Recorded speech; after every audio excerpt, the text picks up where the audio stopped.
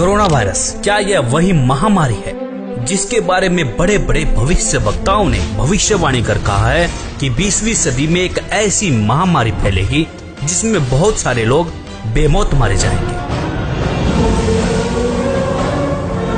जग जाहिर है कि कोरोना वायरस ने चीन से निकलकर पूरे विश्व पर मौत का कहर बरपा रखा है। WHO के मुताबिक अभी तक 45,693 मौतें और 90,306 व्यक्ति इस जानलेवा बीमारी के शिकार हो चुके हैं। लेकिन दोस्तों, ऐसे में राहत भरी खबर ये है कि इन भविष्य वक्ताओं ने ही मौत से बचने के लिए सटीक रास्ते बताए हैं। तो चलिए देर न करते हुए खंगालते हैं इन भविष्य वक्ताओं की भविष्यवाणियाँ। जय गुरुदेव पंथ के संस्थापक संत तुलसीदास जी की भविष्यवाणी। वह अपनी पुस्तक जय गुरुदेव की अमर वाणी के पृष्ठ 22 पर लिखते हैं, भविष्य में बीमारियों के बम फेंके जाएंगे, बीमारियों से लोग बेमौत मरेंगे। इस प्रकार की शुरुआत चीन करेगा। चीन अमेरिका के बड़े बड़े शहरों को नष्ट कर देगा, वहां भी लोग बेमौत मरेंगे। अमेरिका, चीन तथा रूस और चीन में आपसी युद्ध होगा। चीन में भी भारी संख्या में लोग मरेंगे। चीन की बची आबादी को भारत शरण देगा। आगे चलकर गृह युद्ध छिड़ जाएगा, तब जान बचाना मुश्किल हो जाएगा। अन्न और दवाइयों की कमी पड़ जाएगी। मेरी बातों को आप हंसी मजाक मानते हैं तो मैं आत्म कल्याण का काम करता हूँ। आप मेरी बातों को अभी न माने, जब सामने आएगी तब मानना। फिर आगे पृष्ठ 31 पर लिखते हैं, बाबा जय गुरुदेव की घोषणा सन 1972 में। आगे विश्व युद्ध होने पर भारी नुकसान होगा, लाशें पड़ी रहेंगी, उठाने वाले नहीं मिलेंगे।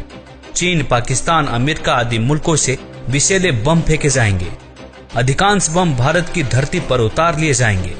कीटाणु बम फेंके जाने पर बेगुनाह इंसान, जानवर, पक्षी आदि सब मरने लगेंगे।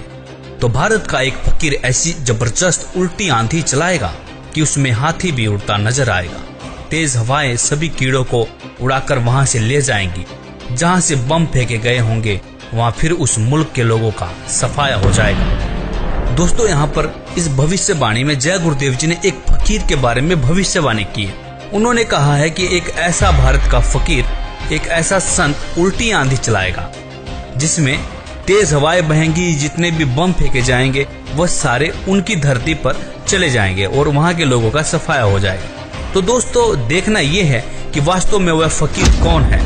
संत तुलसीदास जी ने इसी पुस्तक के पृष्ठ 59 पर 1971 में भविष्यवाणी करते हुए कहा था कि वह महापुरुष जो भारत को विश्व विजेता और विश्व गुरु बनाएगा, जिसकी एक भाषा होगी और एक झंडा होगा, वह भारत के एक छोटे से गांव में जन्म ले चुका है।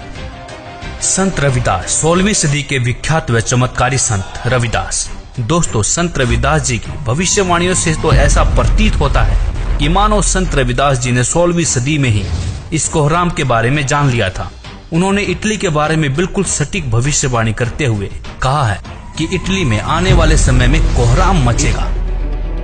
दोस्तों, आपको बता दें कि इटली में कोरोना ने मौत का एक ऐसा तांडव मचाया है कि 13,000 से ज्यादा लोग मर चुके हैं और 1,10,000 से ज्यादा लोग संक्रमित हैं। संत रविदास जी लिखते हैं, भारत में अवतारी होगा जो अति विस्मयकारी होगा, ज्ञानी और विज्ञानी होगा, वो अद्भुत सेनानी होगा।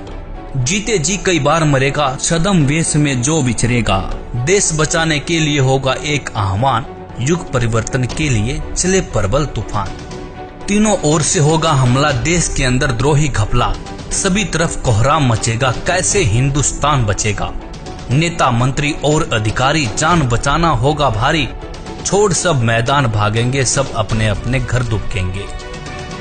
जिन जिन भारत मात सताई, जिसने इसकी करी लुटाई, ढूंढ ढूंढ कर बदला लेगा, सब हिसाब चुकता कर देगा। चीन अरब की धुरी बनेगी, विध्वंसक ताकत उभरेगी। सभी तरफ संगीन लड़ाई, घाटे में होंगे ईसाई।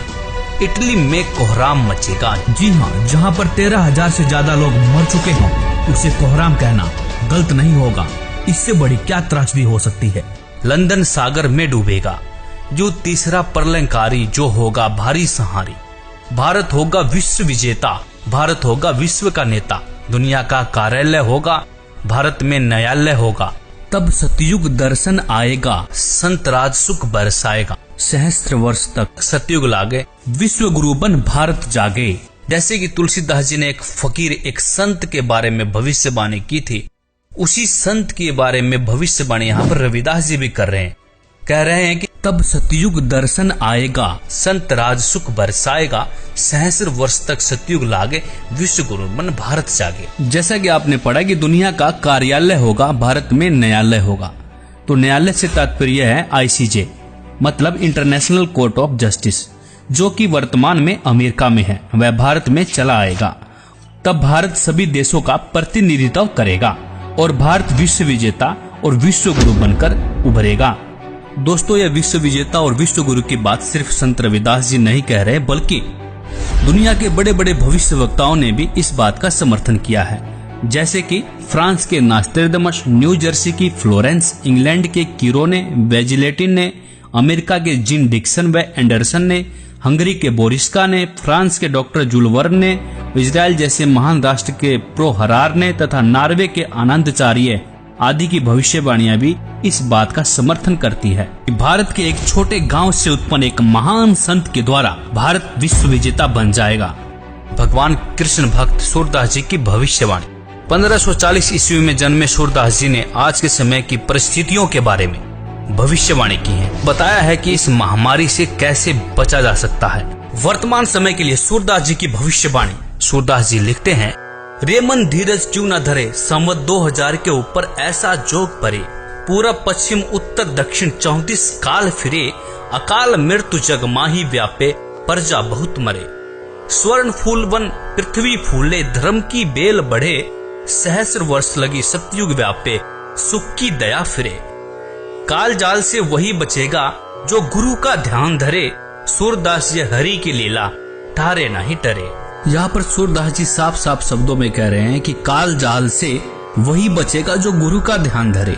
तो दोस्तों, सूरदास जी यहाँ पर विज्ञान को भी चुनौती दे रहे हैं। वैज्ञानिक पावर से नहीं, आध्यात्मिक शक्ति से बचाव हो सकता है। तो कहा भी जाता है कि भगवान से विज्ञान है, विज्ञान से भगवान नहीं है। भविष्यवाणियां देखने के बाद अब बारी आती है कि इस गंभीर समस्या से, मौत जैसे काल से कैसे बचा जा सके। यहाँ पर सूरदास जी कहते हैं कि जो गुरु की शरण में जाकर भक्ति करेगा, काल जाल से बच सकता है।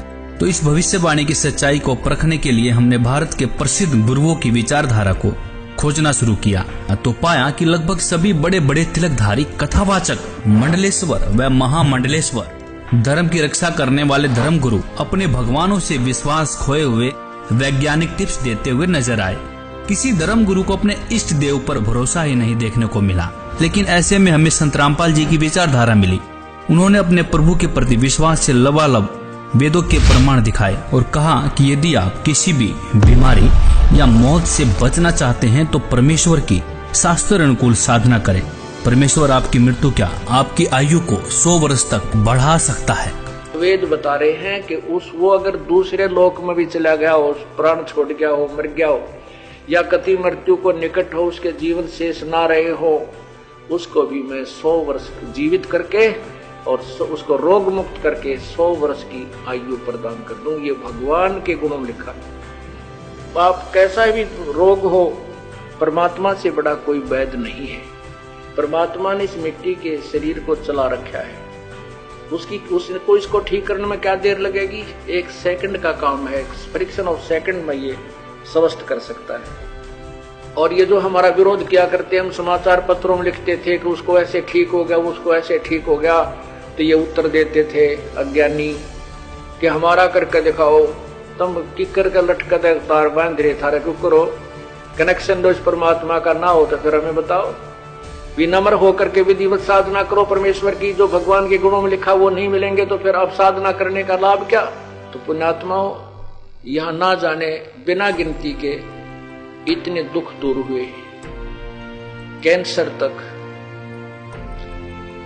और ब्रेन ट्यूमर तक, जिनके ऑपरेशन निर्धारित कर दिए गए थे और कोई गारंटी नहीं। डॉक्टर बताते थे कि इस ऑपरेशन का कोई सफलता का कोई गारंटी नहीं है और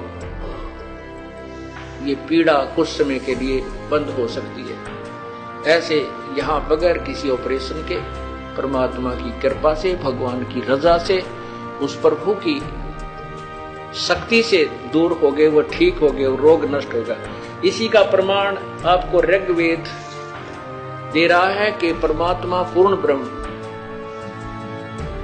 पूर्ण परमात्मा की साधना करने वाले की भगवान उसकी मृत्यु भी आ गई हो, उसके सांस भी शेष ना रह रहे और वो मर भी गया हो, उसको भी जीवित कर सकता है। ये देखिएगा ऋग्वेद, ये देखिए नीचे ऋग्वेद भाष्यम और दशम मंडलम, और यहाँ देखिएगा 161 नंबर सूक्त है, जिसको अब यहाँ इसके 2 नंबर, ये संस्कृत है,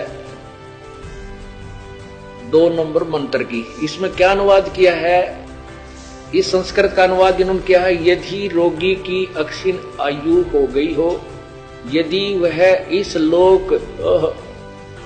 लोक से चला गया, अर्थात मर गया हो, चला गया है, इस लोक से चला गया है, ये संस्कृत आगे हिंदी। और यदि वह मृत्यु के पास गया हुआ है तो भी उसको मैं, भगवान कहता है, मृत्यु देवता नृत्य से के पास से लौटा ला सकता हूं, ये संस्कृत है, आगे देखना। और उसको 100 वर्ष के जीवन के लिए प्रबल करूंगा।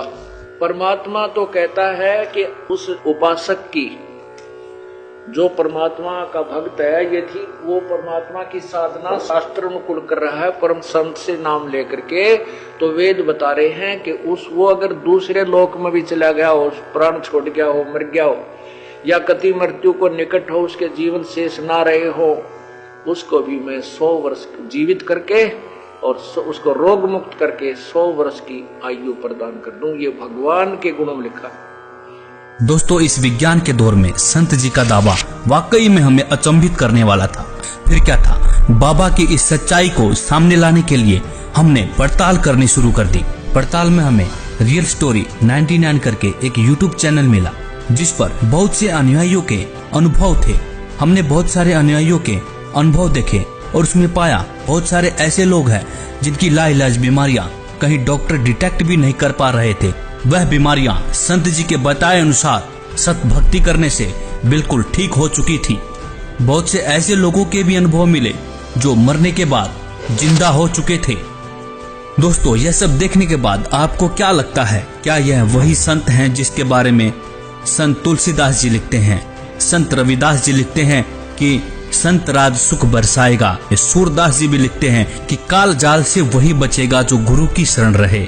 गुरु से तात्पर्य यहाँ पर एक सच्चे गुरु से है, जो आपको सही रास्ता बताता हो, सही शास्त्र अनुकूल भक्ति करके आपके जीवन को धन्य करता हो।